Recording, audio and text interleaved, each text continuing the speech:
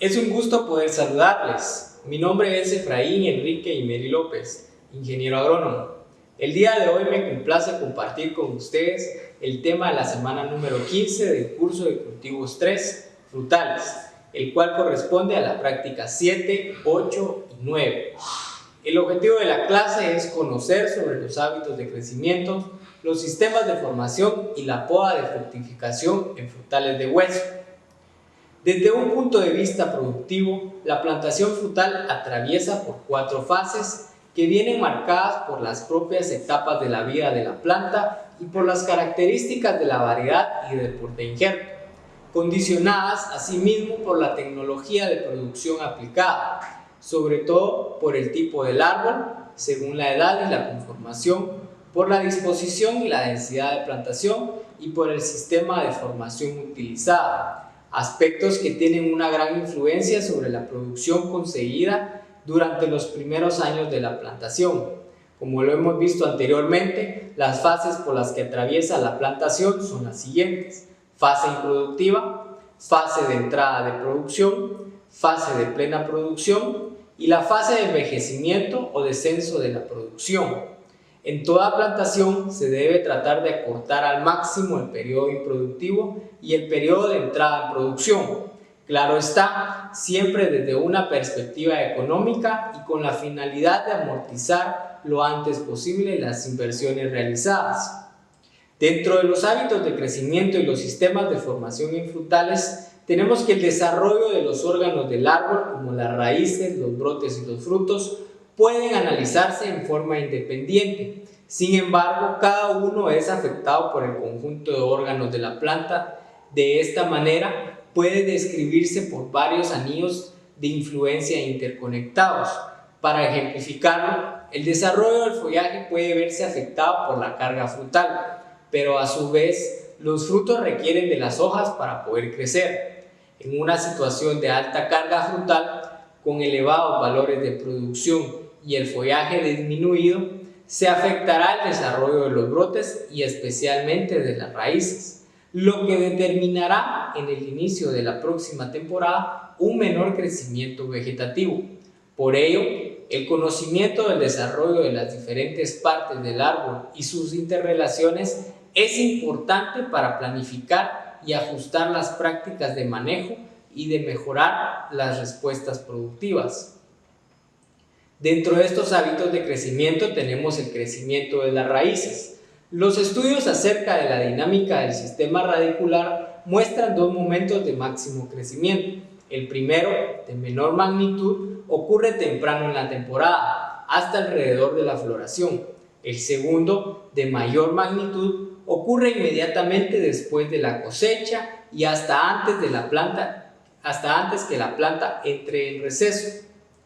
Para el crecimiento de los frutos, el fruto del duraznero, por ejemplo, al igual que otros de todos los frutos de hueso, siguen un patrón de crecimiento que corresponde al tipo doble simoideo, con 2 periodos de crecimiento rápido separados por una fase intermedia en la cual el crecimiento es lento.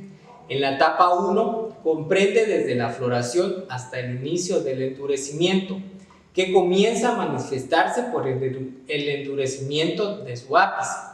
En la etapa 2 se caracteriza por un lento incremento del mesocarpio, pues el proceso más relevante es la lignificación, es decir, el endurecimiento del hueso.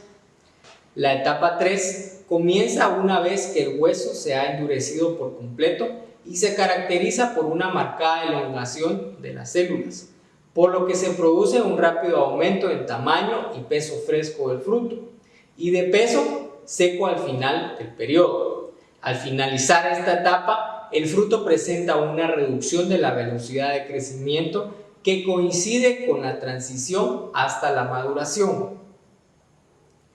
Para el crecimiento vegetativo debemos dar origen de los azúcares. Los durazneros, por ejemplo, así como otros árboles frutales, están compuestos de distintos órganos como las raíces, brotes, hojas y frutos, los que al momento de su crecimiento son los sumideros o destinos de los carbohidratos o azúcares. Dichos azúcares provienen inicialmente de reservas que se transforman a formas solubles hasta alrededor de la floración y posteriormente son producidos por las hojas por el resto de la temporada. Así, los frutos son dependientes de los componentes vegetativos y de reserva. No obstante, ellos compiten con estos sumideros vegetativos, es decir, los brotes o las raíces, por los fotoasimilados, los azúcares producidos por la fotosíntesis, pudiendo suprimir o reducir su crecimiento como ocurre con árboles muy sobrecargados. También está la interacción entre frutos y brotes. Debido a que las hojas suministran los carbohidratos y a su vez el crecimiento de los frutos reduce el crecimiento vegetativo, se esperaría ver efectos inmediatos de menor crecimiento vegetativo al colocar mayor carga frutal en los árboles. Sin embargo, árboles con mayor producción de fruta generan también una mayor cantidad de carbohidratos, es decir, aumentan la fotosíntesis, en comparación con árboles sin frutos. Por esta razón, en árboles que son normalmente manejados para fruta destinada a mitades con cargas frutales reguladas en rangos medios y altos, no se detectan mayores diferencias en el crecimiento, observándose una renovación vegetativa normal del árbol. Por el contrario, en casos extremos de carga frutal, como cuando se deja toda la fruta cuajada con la finalidad de producir pulpa, es decir, un rendimiento máximo, llegando a sobrecargas muy altas, se aprecian efectos importantes de la carga frutal en el desarrollo vegetativo. Por otro lado, tenemos los sistemas de formación, que existen una gran variedad, una gran diversidad de sistemas de formación aplicados a las diversas especies y variedades de frutales. Los sistemas de formación más representativos en la fruticultura de hueso quedan englobados dentro de tres grandes grupos. El primero es la espaldera, el vaso y el túnel. La espaldera. Los sistemas en espaldera son característicos en fruticultura como la palmeta regular y la palmeta irregular. En la palmeta regular se diferencia claramente la separación entre pisos, partiendo del mismo nivel hacia ambos lados los brazos que portan los ramos productivos. En la palmeta irregular, los brazos salen tanto a un lado como a otro, a diferentes niveles. Para la formación de la espaldera en palmeta, no se debe realizar despunte del árbol, dejando la guía libre. De esta forma, se aprovecha mejor el vigor del árbol, especialmente cuando el patrón es un híbrido. Después del primer verde, se empieza a agregar los futuros brazos a ambos lados.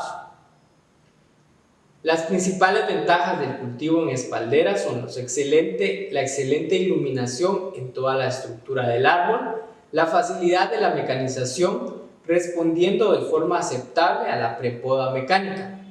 Los inconvenientes más destacables son el rendimiento productivo inferior a otros sistemas de formación, concretamente al de vaso. Para el sistema de formación de vaso tenemos el vaso con secundarias. Este sistema de formación es el más utilizado en las especies que encabezan la producción de fruta de hueso, aunque actualmente está perdiendo espacio frente a otros sistemas en vaso, mejor adaptados a las actuales necesidades del cultivo. La formación de vaso con secundarias proporciona como principal ventaja una alta productividad. A pesar de ello, esta formación se caracteriza por los siguientes inconvenientes. Es una poda compleja, tiene difícil mecanización y el exceso de entramado de las secundarias entre los brazos dificulta la entrada de luz al interior del árbol. Por otro lado, tenemos el vaso multibrazo, que se presenta como una alternativa al vaso con secundarias, pero con la carencia de ramas secundarias que son sustituidas por un mayor número de brazos de menores proporciones. Las ventajas del vaso multibrazo son la sencillez en la poda por su carácter de rutina. Admite podadores con menor cualificación profesional. Mantiene unos rendimientos productivos altos. Por otro lado tenemos el vaso multibrazo tendido.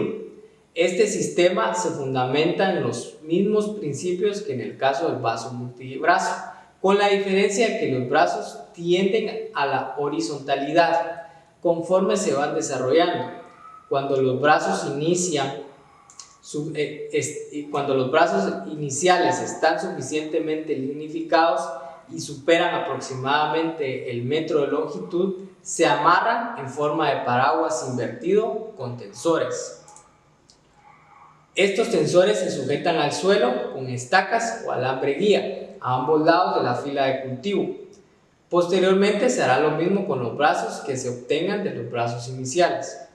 El vaso multibrazo tendido presenta una serie de ventajas. Dentro de ellas está la mejora en la iluminación con respecto a los anteriores sistemas de envaso. La inflexión del tensor provoca un vigoroso crecimiento vertical y también presenta la misma sencillez de poda que en el caso del vaso multibrazo, y el rendimiento productivo es ligeramente más elevado que en el vaso multibrazo. El vaso multibrazo tendido presenta algunos inconvenientes, como la costosa formación inicial de la estructura con el empleo de material y la mano de obra, y problemas de rajado en los brazos en periodos de plena cosecha, especialmente en los primeros años. Otro de los sistemas de formación es el tipo túnel. La formación en túnel implantada en los últimos años ha demostrado ser una buena alternativa a los diferentes sistemas de formación existentes. Los mejores resultados se han obtenido en los cultivos de melocotonero, nectarino y ciruelo, con una estructura muy particular. El túnel marca una notable diferencia con otros sistemas. Consiste en el arqueado de brazos a ambos lados del árbol, cubriendo las calles y dándoles el aspecto de un túnel vegetal. El sistema en túnel presenta una serie de ventajas interesantes sobre los demás. Aumenta considerablemente la iluminación, facilita las labores de recolección y aclareo, simplifica la realización de las podas, maximiza el aprovechamiento de los tratamientos fitosanitarios por el efecto envolvente del túnel. Los inconvenientes que presenta este sistema de formación son: la poda de formación inicial es costosa, no admite una prepoda mecánica en altura, solamente puede realizarse una poda lateral central de calle. Para la poda de fructificación de hueso tenemos que la época de poda de los árboles frutales es en el invierno. No obstante, en los climas con heladas fuertes hay que evitar los momentos de más frío, realizando la poda a finales del invierno, entre los meses de febrero en el hemisferio norte. En regiones cálidas de inviernos suaves se puede adelantar a principios de invierno de diciembre en el hemisferio norte. En verano se efectúa la poda en verde, que consiste en suprimir los ramos excesivamente vigorosos llamados chupones. No siempre es necesario. Si se hace, se dan repasos en los meses de junio y julio. La poda de fructificación es aquella que se efectúa una vez que el árbol ha alcanzado su tamaño definitivo, cuando ya está formado y produciendo. El tercero y cuarto año desde la plantación se hace la poda de formación junto a la poda de fructificación, es decir, que se solapan. La poda de fructificación busca principalmente la sustitución de los elementos que ya han fructificado por otros nuevos. Es necesario conocer la formación que encontramos en los frutales de hueso para ver qué se hace con ellos en la poda. Tenemos los rayos de mayo, chifones, ramos mixtos, ramos de madera y chupones. ¿Cómo tratar cada uno de estos elementos? Los ramos o ramilletes de mayo miden de 15 a 30 centímetros, muy típicos en el cerezo. No se cortan, ya que sobre ellos va la fruta. Los chifones o chifonas miden 10 a 30 centímetros. Se recomienda eliminar la mayoría de las chifonas desde su base. Para los ramos mixtos, estos miden dentro de 30 y 100 centímetros. La poda de fructificación tiene como objetivo provocar en el ramo mixto la emisión de brotes cercanos a su inserción en la rama. Hay dos métodos de poda para los ramos mixtos: la poda francesa y la poda americana. Para los ramos de madera no abundan en los frutales de hueso. Se aparecen como prolongaciones de ramas estructurales que se despuntan a 30 o 40 centímetros. En el caso que aparezcan en otras partes del árbol, lo mejor es eliminarlos por la inserción si hay suficientes ramos mixtos. En el caso de los chupones no dan casi fruta. Algunos llevan yemas con flor que sí fructifican. En este caso se pueden aprovechar para rellenar zonas del árbol con poca vegetación. De esta manera concluimos con el contenido de la semana número 15 y a continuación se le presentan 5 preguntas generadas de los temas desarrollados. 15.1. ¿Cómo se llama el patrón de crecimiento que siguen todos los frutales de hueso? 15.2. ¿Cuáles son los sistemas de formación de poda en los frutales de hueso? 15.3. ¿Cuál es el sistema de formación más utilizado en las especies que encabezan la producción de frutales de hueso? 15.4. ¿Cuál es el sistema de formación que se presenta como una alternativa al vaso con secundarias? 15.5. ¿Cómo se llama la técnica que se efectúa una vez que el árbol ha alcanzado su tamaño definitivo, cuando ya está formado y produciendo? Sin otro particular y muy agradecido de la atención prestada, me suscribo de ustedes. ¡Feliz día!